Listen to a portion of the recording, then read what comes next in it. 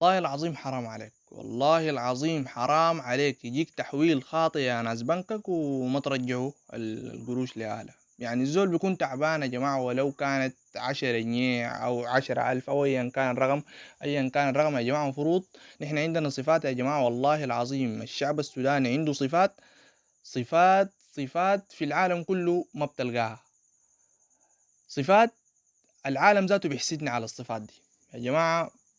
أتمنى ترجعوا للصواب، والناس دي كلها ترجع.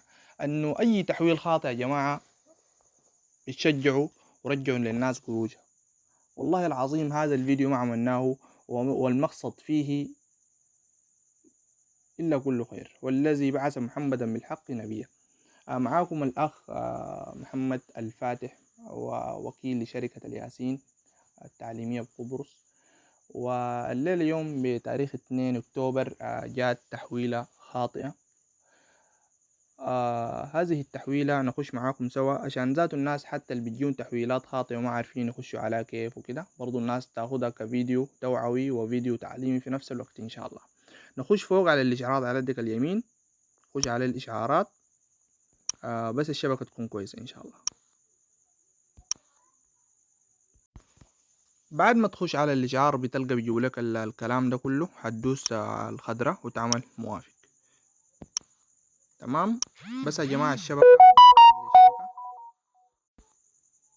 بمجرد ما تدوس على الإشعار وتدوس كده التنبيه قاعد معاك فوق هناك إن شاء الله. يا جماعة الزول ده اسمه إدريس حامد. ده عمل تحويل خاطئ بعد ما حول غلط، خش في الإشعارات والمعاملات السابقة وعمل لنا تسكير، وعند التسكير جانا بيظهر لك بالصورة دي كده.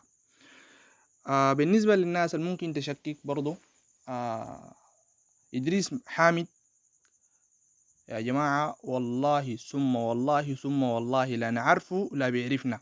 اسمه إدريس حامد يا جماعة.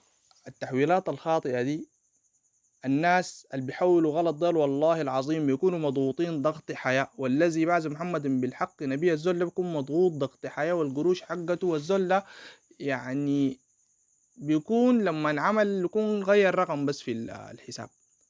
يا جماعة قووا نفوسكم، والكلام ده بجد الشيطان بيهويك، وحتشوفوا انتوا بنفسكم هسه الرقم ما سهل. تمام. هتقوم تخش في الاشعار كده تدوس الحمرة دي يا جماعة. ده المبلغ قدامكم.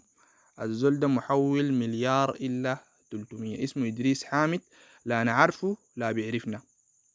رقم حسابه زي ما شايفين، أو الرقم حقي أنا ذاتي 217 و575. والله العظيم يا جماعة والذي بعث محمدا بالحق نبيا، الزول ده لا نعرفه لا بيعرفنا، لا نحن بنعرفه لا هو بيعرفنا. بمجرد ما تخش في الزول ده كده، تخش في الإشعار، هتلقى 3 خيارات: إما ترجع المبلغ، إما تعمل رفض للطلب، إما تلغي الكلام ده خالص، لا ترجع له حقه لا داير كده يعني.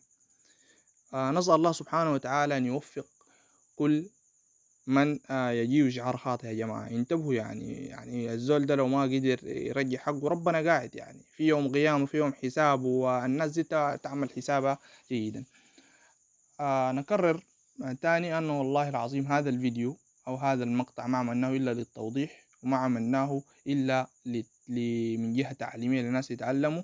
وصدقا في التعامل الحيدي لازم يا جماعة فيها إخلاص وفيها صدق، دي بربنا بيعلك التوفيق. والقروش الجاتك بالحرام دي ممكن تشيلها وتكون في بطنك زي النار، زي ما بقولوا بتكون في بطنك زي النار. ممكن ربنا يبدي لك خيرا وتلقى أنه القروش جاتك بطريقة غير هذه الطريقة.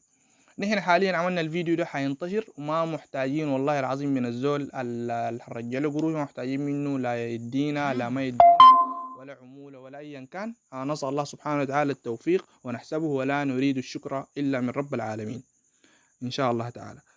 بتدوس مبلغ إرجاع المبلغ. قال لك اضغط على خيار إرسال مبلغ يرجع المبلغ إلى المرسل، هتعمل إرسال وتعمل موافق. عذرا لا يمكن دي شبكة، نحن هنعمل عند الإجراء ده مجرد شبكة بس يعني. كده يا جماعة الزول القروش حقته وصلته زي ما حولها زي ما وصلته. نكرر أنه يا جماعة والله العظيم لازم نتقي الله في أنفسنا ونتقي الله في الناس وننتقي حق الناس و... ونسأل الله التوفيق للجميع. والله العظيم والله العظيم ربنا حيبدل خيرا، والثقة في الله نجاح، والثقة في الله نجاح. وأسأل الله التوفيق للجميع، وأسأل لنفسكم التوفيق. وهذا ما نحب أن ننوه عليه، وأن أتمنى نظام التوفيق للجميع وأن يصل للجميع إن شاء الله تعالى. السلام عليكم ورحمة الله تعالى وبركاته. أخوكم محمد الفاتح، مقدم الفيديو وشركة الياسين التعليمية. نسأل الله التوفيق للجميع، والسلام عليكم ورحمة الله وبركاته.